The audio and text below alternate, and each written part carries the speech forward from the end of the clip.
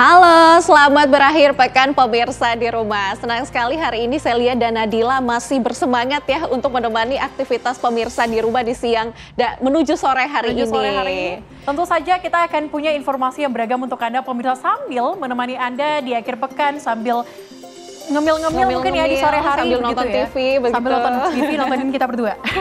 Langsung saja pemirsa kita akan hadirkan informasi pertama untuk Anda di sore hari ini. Di mana satu orang mahasiswa pecinta alam asal Universitas Hamka Jakarta yang dilaporkan hilang di Gunung Joglo Cisarua ditemukan dalam kondisi meninggal dunia.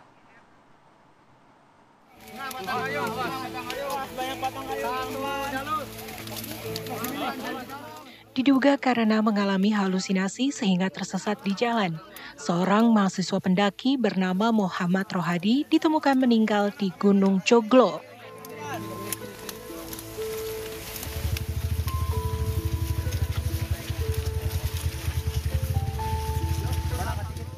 Saat ditemukan, korban dalam kondisi tergeletak di dasar air terjun Pariuk dengan luka lebam di bagian kepala, diduga terbentur bebatuan air terjun.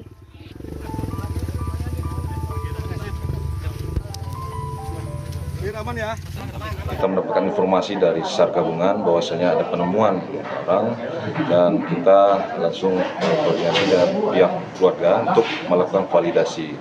Alhamdulillah dari pihak keluarga juga mengasatukan bahwasanya itu benar korban yang dicari, dan korban ini memang mengalami ada riwayat halu, sehingga mungkin salah satu itu dampak atau yang memang dialami oleh korban sehingga korban langsung hilang dari rombongan. Penemuan jasad korban ini dilakukan setelah tim Basarnas bersama tim SAR gabungan melakukan pencarian sejak Sabtu pagi.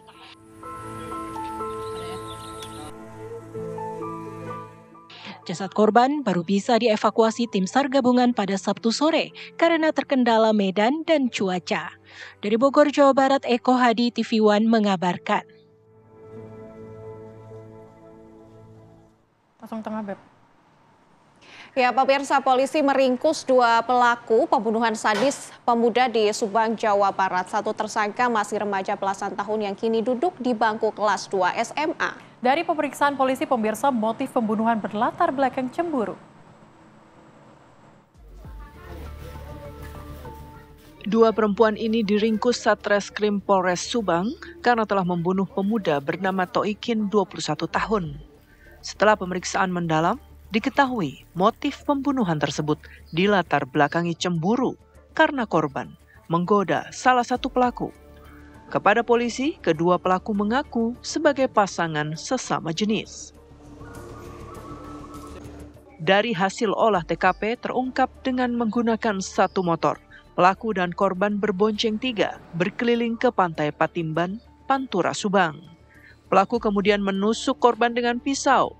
Korban tersungkur bersimbah darah dengan 27 tusukan di sekujur tubuhnya. Melakukan penyelidikan dan pasti nanti akan kita rekonstruksi.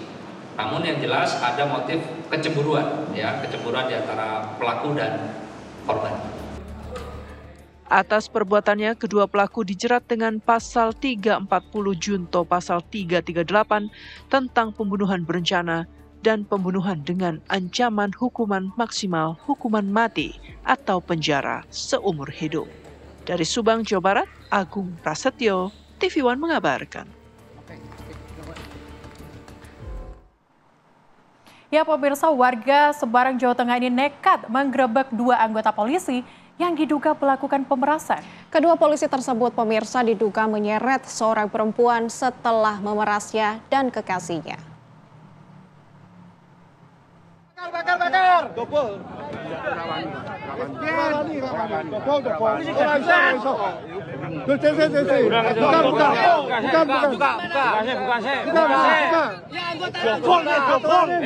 Kalau kamu anggota enggak apa-apa, kasih dulu tuh.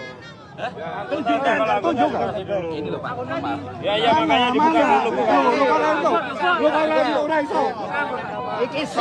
Anggota Pak, ini bukan. Semua bensin. Itu palsu, Pak. Kata apa? Buka. Buka.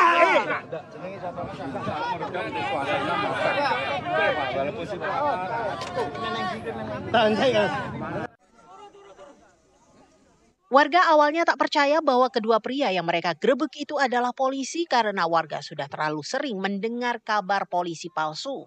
Mereka pun mengira kedua pria di hadapan mereka yang terdesak dalam mobil tersebut adalah polisi palsu. Sampai akhirnya salah satu dari mereka berhasil menunjukkan kartu anggota setelah didesak warga untuk menunjukkan keaslian keanggotaan Polri. Awal mula warga menggerebek keduanya ketika warga melihat seorang perempuan berteriak-teriak minta tolong dan dalam teriakannya perempuan itu menyebut dipalak polisi.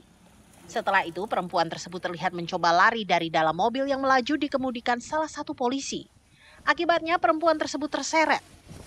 Puluhan warga saat itu mencoba menolong dan menghentikan laju mobil. Di dalam mobil juga terdapat seorang pria lain. Nganu lawang mobil itu buka, yang perempuan berdiri itu terus jadi diseret sampai sana sini. Ya yang perempuan minta tolong, tebar-tebar. Ya posisi pas lagi parkir fokus sama yang minta tolong itu. Akhirnya turun semua nyegat mobilnya yang pelakunya itu. Itu yang di dalam mobil pelaku siapa aja? Yang orang 3, yang 1 korban, yang laki-laki itu. Yang 3 itu yang pelaku pemerasannya. Terus ada apa namanya? Ada rebutan kunci di mana, Mas? Di situ dulu. Di situ. Lanjut sampai sini. Yang laki-laki mau nyelamatin kunci mobil korbannya.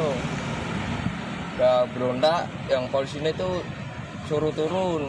Yang korbannya pancal-pancal nggak mau. Masih bertahan di mobil. Terus warga berdatangan terus gimana? Warga berdatangan ditangkleti secara keluarga nggak mau kabur lagi. Ya nggak mau minggir, mau ditembak sama pelaku.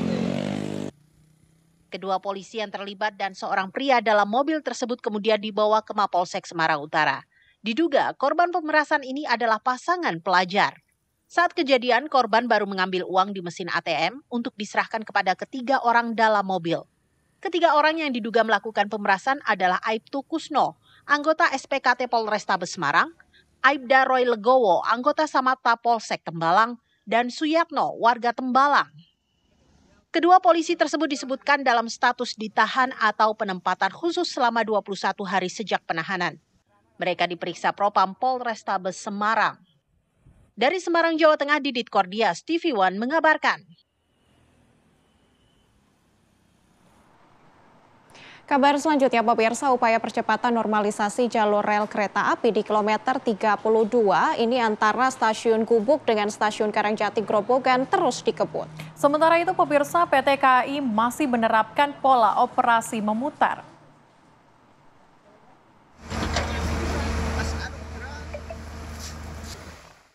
Upaya percepatan perbaikan jalur kereta api di kilometer 32 Desa Papanrejo, Kecamatan Gubuk, Kabupaten Grobogan, Jawa Tengah terus dilakukan.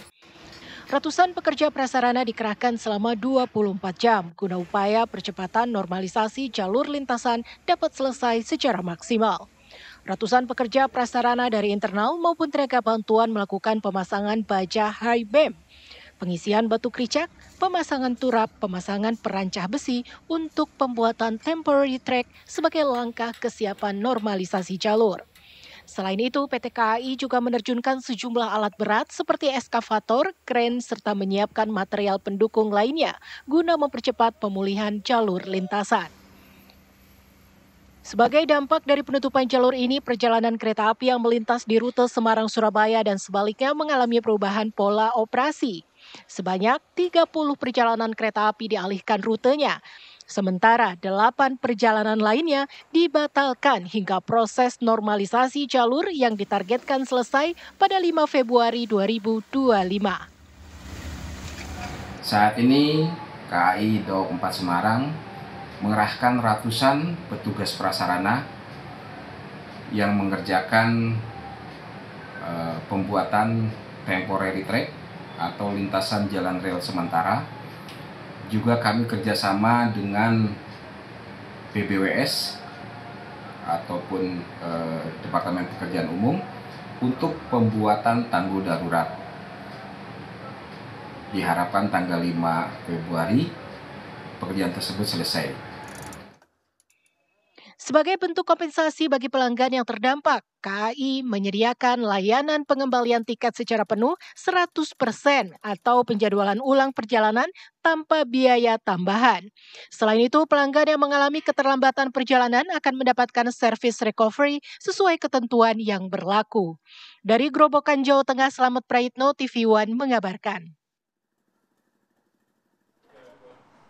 Kita ke informasi lainnya pemirsa, di mana Menteri ESDM Bahlil Lahadalia ini menyatakan LPG 3 kg saat ini sedang diatur tata kelolanya. Hal ini pemirsa dilakukan untuk mencegah adanya oknum-oknum yang membeli di atas kewajaran.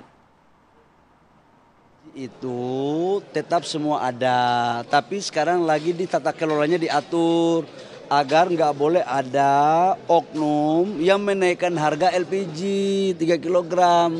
Harga LPG itu kan 4.000 lebih, maksimal 5.000, 6.000. Tapi kalau ada yang menaikkannya, berarti kan kita harus mengelolanya dong. Memang sekarang di bagian pengencer itu lagi dikelola dengan baik.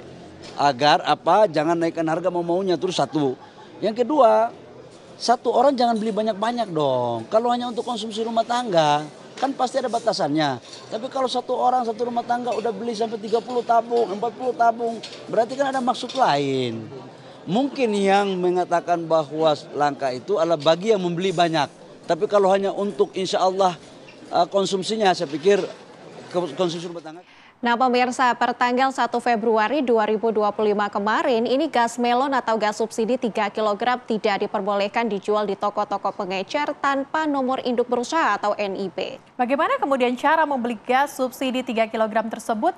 Berikut laporan Haidar Faisal bersama dengan juru kamera Dadi Martin untuk Anda. Saya berada di salah satu pangkalan resmi yang berada di salah satu kawasan Jakarta Timur. Tepatnya adalah Toko Eka, dan pemirsa bisa lihat ini juga ada stok-stok gas LPG yang sudah siap didistribusikan kepada masyarakat. Sebenarnya pemirsa juga bisa lihat di sini juga sudah tertera poster bahwa pembelian tabung gas LPG 3 kg ini wajib menunjukkan KTP.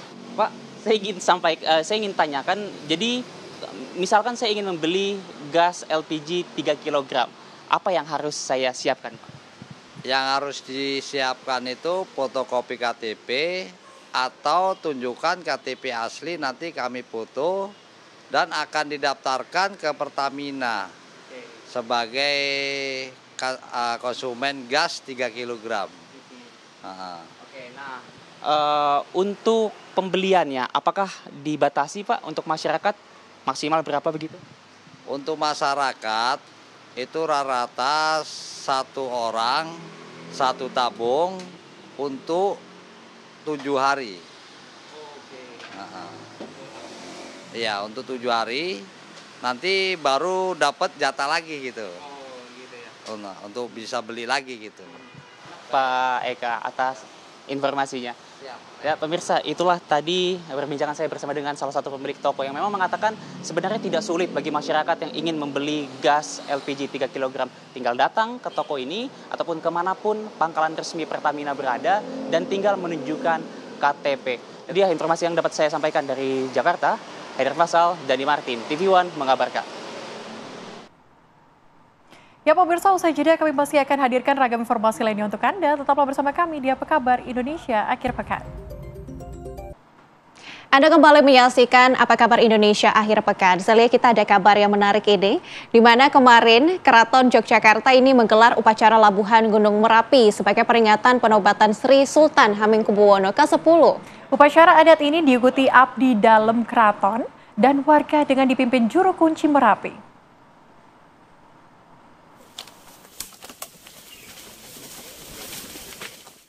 Keraton Yogyakarta kembali menggelar upacara labuhan untuk memperingati Jumenengan Dalem atau penobatan Sri Sultan Hamengkubuwono ke-10 sebagai raja. Labuhan sendiri berarti membuang. yang dimaksudkan sebagai doa dan pengharapan untuk membuang segala sifat maupun hal buruk. Ada 4 jenis labuhan. Labuhan ini dilakukan di tempat-tempat yang memiliki nilai historis dalam keberadaan Keraton Yogyakarta. Yang digelar kemarin adalah Labuhan Merapi. Gunung Merapi menjadi salah satu lokasi labuhan karena berperan dalam sejarah pendirian Kerajaan Mataram. Hal itu bermula pada tahun 1856 saat Kerajaan Pajang di bawah pimpinan Sultan Hadiwijaya resah atas perkembangan Mataram yang pesat. Kerajaan Pajang pun menyerang Mataram, namun di saat bersamaan Gunung Merapi meletus yang menghancurkan perkemahan pasukan Pajang di wilayah Prambanan. Mataram pun selamat dari serangan Kerajaan Pajang. Karena itu Labuhan Merapi pun rutin digelar. Di masa kepemimpinan Sultan Hamengkubuwono ke-10, labuhan digelar untuk memperingati kenaikan tahta Sri Sultan. Itu adalah tugas dari Keraton Yogyakarta yang mempunyai hajat dalam itu adalah keraton. Jadi bukan saya pribadi tapi keraton. Ya, itu apa tujuannya untuk kita tujuan memohon kepada Tuhan Yang Maha Esa supaya mendapatkan keselamatan dan dijauhkan dari malapetaka. Dan mungkin kalau Merapi ada sesuatu atau mungkin sedikit ada erupsi itu supaya warga masyarakat dan sekitarnya itu bisa aman, tentram, damai dan sebagainya. Untuk Labuhan Merapi, upacara dipimpin Sang Juru Kunci Gunung, Mas Kliwon Suraksohargo Asihono yang juga merupakan anak dari Mbah Marijan. Para abdi keraton atau abdi dalam membawa ubo rampe alias perlengkapan upacara adat yang berjumlah 10 macam. Ubo rampe lalu dibawa ke pendopo petilasan Mbah Marijan menuju bangsal Sri Manganti. Upacara adat ini menarik perhatian wisatawan yang sedang berlibur di area Merapi. Menurut mereka, upacara ini unik dan jadi ciri khas Yogyakarta. Dari Sleman, Daerah Istimewa Yogyakarta, Andri Prasetyo, TV One, mengabarkan.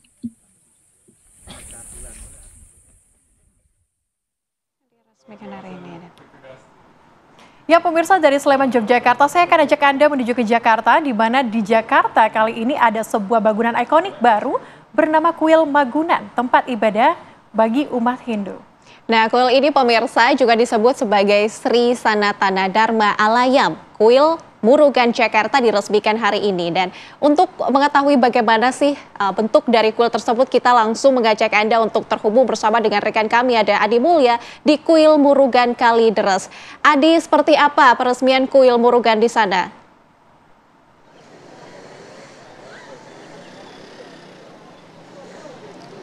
Baik pemirsa, saat ini kami berada di Daan Mogot, Jakarta Barat, di mana ini merupakan tempat kuil Murugan. Ini berdiri kokoh di atas lahan sekitar 4.000 meter persegi. Nah, di hari ini memang kuil Murugan ini resmi telah dibuka, yang rencananya memang tadi akan diresmikan oleh Presiden Prabowo Subianto. Namun karena satu dan yang lain hal, Presiden Prabowo Subianto ini berhalangan hadir dalam peresmian kuil ini. Nah, kuil Murugan ini pemirsa diketahui adalah kuil terbesar di Indonesia, bahkan kuil terbesar juga di Asia Tenggara. Dalam desainnya juga, kuil ini juga memadukan desain antara desain Indonesia, kemudian Jawa, Bali, dan juga India.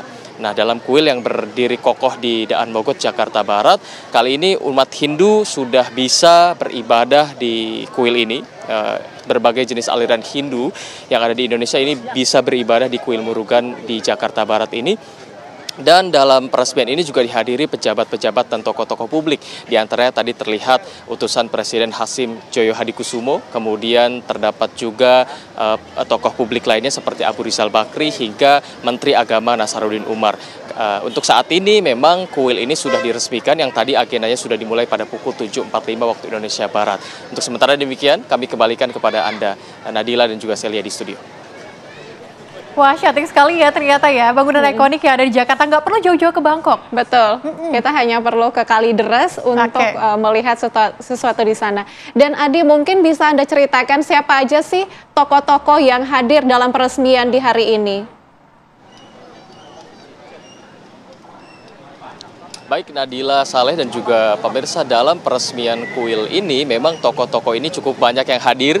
Yang utamanya memang kuil ini akan dihadiri langsung oleh Presiden Prabowo Subianto, namun karena satu dan lain hal tadi yang telah saya sampaikan, memang Prabowo masih belum bisa hadir dan berhalangan hadir untuk meresmikan kuil ini.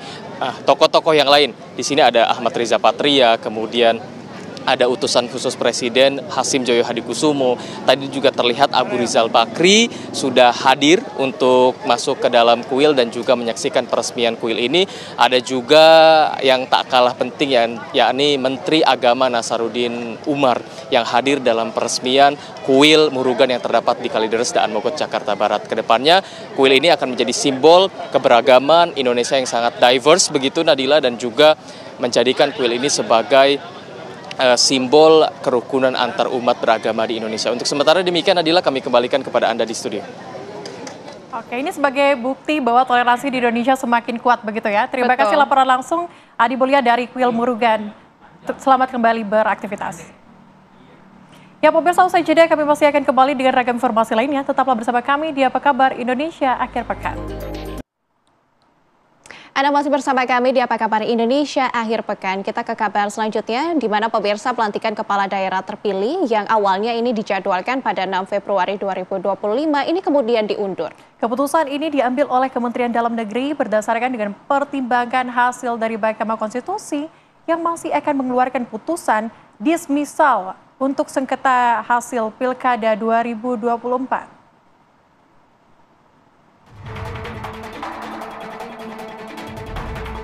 Pelantikan kepala daerah terpilih yang awalnya dijadwalkan pada 6 Februari 2025 diundur. Keputusan ini diambil oleh Kementerian Dalam Negeri berdasarkan pertimbangan hasil dari Mahkamah Konstitusi yang masih akan mengeluarkan putusan dismisal untuk sengketa hasil Pilkada 2024. Diundurnya jadwal pelantikan disebut-sebut untuk menyatukan proses pelantikan kepala daerah non-sengketa dengan hasil keputusan Mahkamah Konstitusi yang akan diumumkan pada 4 dan 5 Februari 2025. Hal ini bertujuan untuk efisiensi dan penyelarasan waktu pelantikan kepala daerah yang sedang menghadapi sengketa pilkada. Meskipun belum ada kepastian kapan pelantikan kepala daerah yang ditunda itu akan dilaksanakan, namun Menteri Dalam Negeri Tito Karnavian memperkirakan pelantikan akan dilaksanakan sekitar tanggal 17 hingga 20 Februari 2025. Perkiraan tersebut berdasarkan pada perhitungan yang sesuai Undang-Undang Nomor 10 Tahun 2016. Untuk gubernur Kepres kepada Menseknek, untuk bupati wali kota kepada Mendagri, SK Mendagri, kita mengeksersis kira-kira 4 hari lah semua Kepres maupun SK-nya bisa kita selesaikan. Nah dari situ kira-kira ya lebih kurang 12 sampai 14 hari ya. 12-14 hari kalau dihitung semenjak tanggal 5 putusan, artinya kira-kira tanggal 17, 18, 19, 20. Nah ini yang nanti akan diputuskan oleh Bapak Presiden. Penundaan pelantikan kepala daerah yang sedianya dilaksanakan pada 6 Februari 2025 ditanggapi santai sejumlah gubernur terpilih. Mereka tidak mempermasalahkan waktu penundaan pelantikan. Ya pokoknya saya ini sebagai pemerintah Jakarta harus tunduk taat patuh kepada pemerintah pusat. Karena saya membuat undang-undang. Sehingga dengan demikian ada 152 kata hubungan pemerintah pusat dan daerah itu, kewenangan mengatur itu ada di pemerintah pusat. Termasuk lantik aja dilakukan sepenuhnya kewenangan oleh pemerintah pusat. Mau kapanpun dilantik saya monggo gitu. Dan juga ada tadi saya dapat konfirmasi pelantikannya antara 18-20. Nunggu putusan MK yang masih ada berproses. Dan gak jadi masalah Pak ya? Dan gak jadi masalah. Terhambat pekerjaannya. Enggak. Kalau ditunda saya tidak masalah, yang jelas penetapan itu yang penting. Tapi prinsip dengan ada pencabutan kok 90% sudah kayaknya sudah jadi gitu. Oke, cukup. nggak masalah. Yang sudah ada yang ngatur. Yang penting kan jadi. Rencananya Komisi 2 DPR RI akan menggelar rapat dengar pendapat dengan Kementerian Dalam Negeri untuk membahas ulang jadwal pelantikan kepala daerah serentak yang dinyatakan diundur. Agenda RDP ini akan berlangsung pada Senin 3 Februari 2025. Dari Jakarta, tim TV One mengabarkan.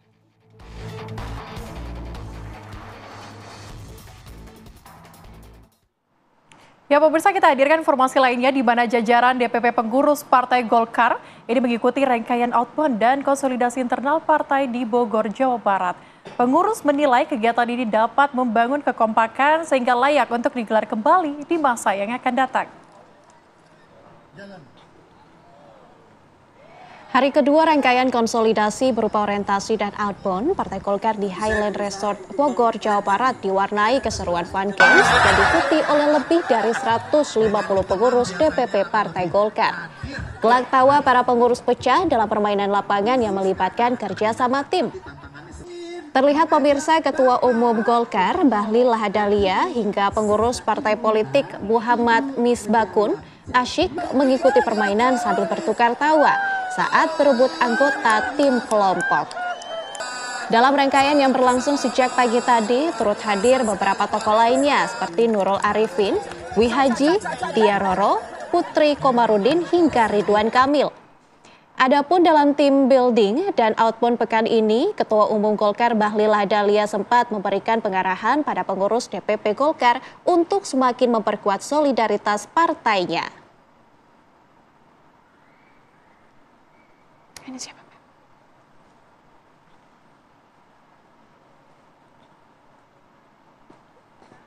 Berarti gue ya, live kan?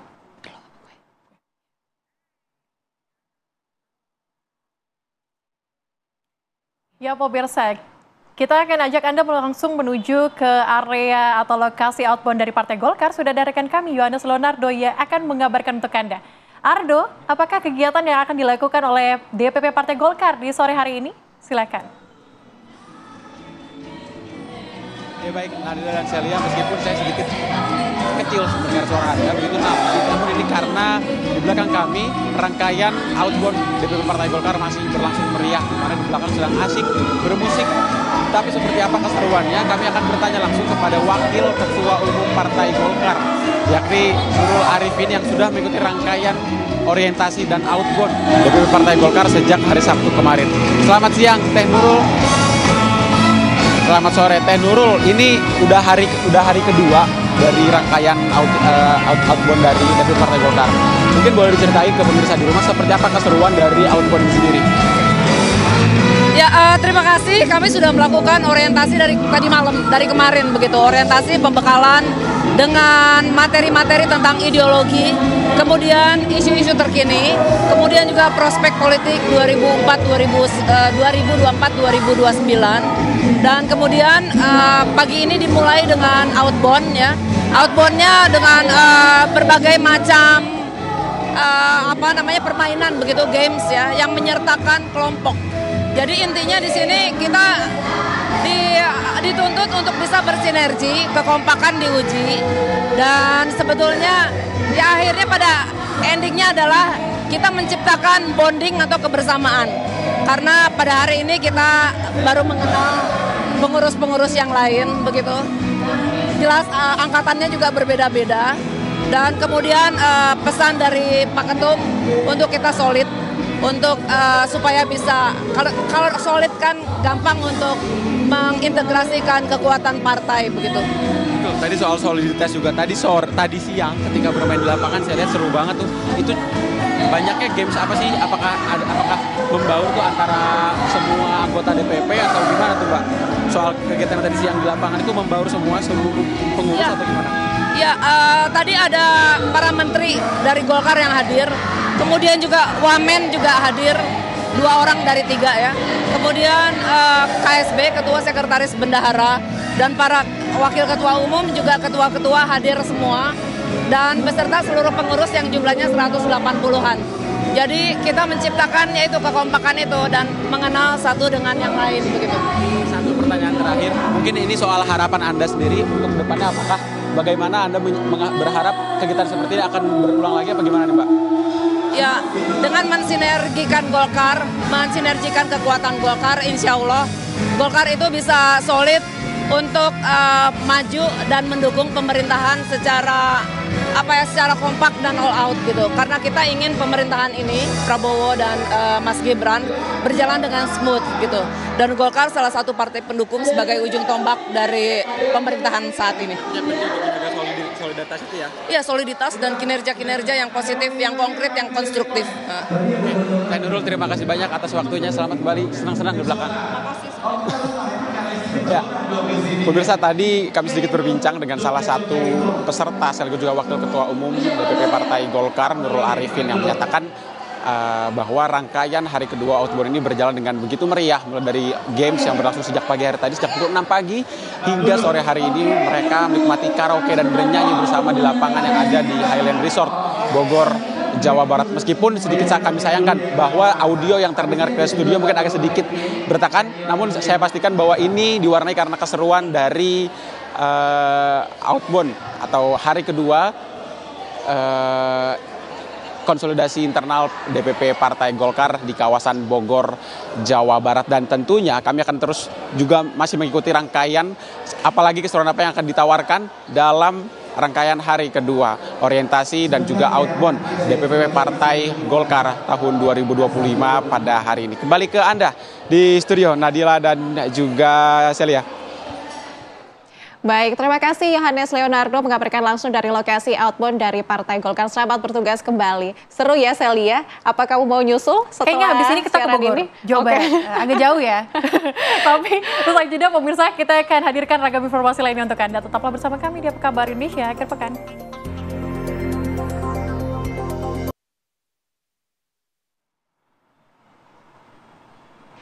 Pemirsa, lagi-lagi kecelakaan terjadi dan kali ini ada 2 korban tewas akibat kecelakaan bus Brimob di kilometer 72200 Tol Pandaan Malang, Jawa Timur ini telah dimakamkan. Sementara 6 orang masih menjalani perawatan di rumah sakit akibat luka berat. Untuk mengetahui kondisi terakhir dari korban kecelakaan bus Brimob yang saat ini masih rawat di rumah sakit, kita sudah terhubung dengan Goldi Gumilang di sana. Goldi, bisa Anda gambarkan kepada kami bagaimana kemudian situasi terkini di sana? Silakan. Baik, selamat sore rekan dan juga pemirsa. Kami informasikan dari Rumah Sakit Dr. Saiful Anwar, Kota Malang, Jawa Timur, di mana informasi yang kami terima dari Humas RSAA Kota Malang pada pukul 9 pagi tadi, masih ada 8 korban luka yang masih dirawat di lokasi ini. Mengingat kemarin ada 6 orang dan ini ditambah 2 orang yang dirujuk di rumah sakit milik pemerintah Provinsi Jawa Timur ini. Dan dari 8 orang tersebut, 1 diantaranya saat ini masih berada di ruang ICU, karena kondisinya masih sedang dirawat di ruangan tersebut. Selain itu juga untuk identitas ke-8 pasien yang dirawat di sini, yakni 5 orang laki-laki dan juga 3 orang perempuan. Kemudian untuk 2 korban meninggal dunia akibat laka bus rombongan SMA 1 Porong Sidoarjo di Tol Pandaan Malang kilometer 72 sudah dikebumikan di tempat mereka masing-masing, yakni di Candi Porong dan juga di Mojokerto. Selain di rumah sakit ini, rekan dan juga pemirsa, ada 3 lokasi lainnya yang digunakan untuk perawatan korban luka. Mengingat ini ada puluhan siswa dari kelas 12-7 di SMA 1 Porong yang mengalami laka pada hari Sabtu siang kemarin, yakni di Rumah Sakit Lawang Medika, Rumah Sakit RSUD Lawang, dan juga Rumah Sakit Husada Prima di Singosari. Selain itu untuk update terkait dengan penyelidikan ini masih dilakukan oleh pihak kepolisian, dalam hal ini adalah Polres Pasuruan. Sementara itu informasi update untuk korban luka yang masih dirawat di Rumah Sakit Saiful Anwar, Kota Malang, Jawa Timur. Kami kembalikan ke rekan-rekan di studio. Ya, terima kasih. Terima kasih Goldi atas laporan langsung Anda. Selamat beraktivitas kembali. Dan pemirsa, sejumlah kabar penting dan menarik lainnya masih akan kami hadirkan untuk Anda sesaat lagi. Tetaplah bersama kami di Apa Kabar Indonesia akhir pekan. Anda kembali di Apa Kabar Indonesia akhir pekan, pemirsa. Sebuah pondok pesantren di Kuningan, Jawa Barat ini menggelar konser amal untuk Palestina yang diberiakan oleh band Wali. Nah pemirsa, konser amal bertajuk Ajang Remaja Berprestasi atau Aresta ini berhasil mengumpulkan dana sekitar 1,5 miliar rupiah untuk Palestina.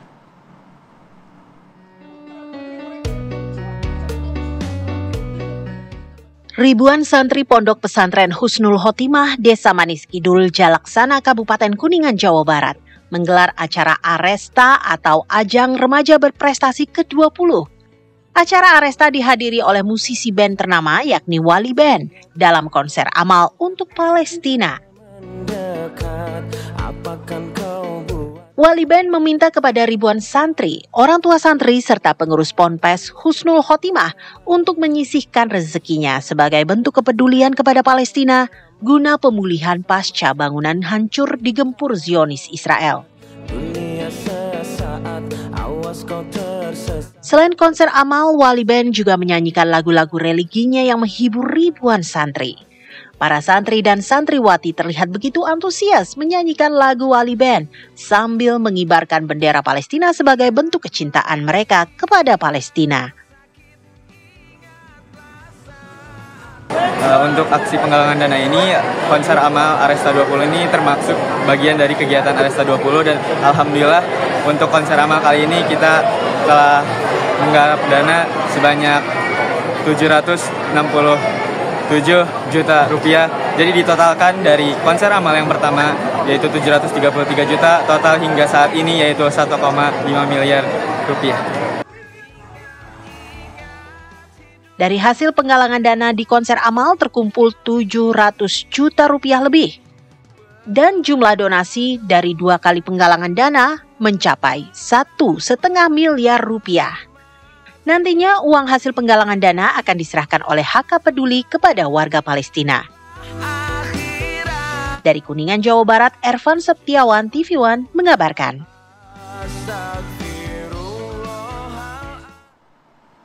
Ya pemirsa, informasi tadi sekaligus menutup jumpa kita di Apa Kabar Indonesia akhir pekan hari ini. Saya Celia Alexandra. Dan saya Nadila Saleh mewakili kru yang bertugas pamit undur diri. Terima kasih atas perhatian Anda. Sampai jumpa. Sampai jumpa pemirsa.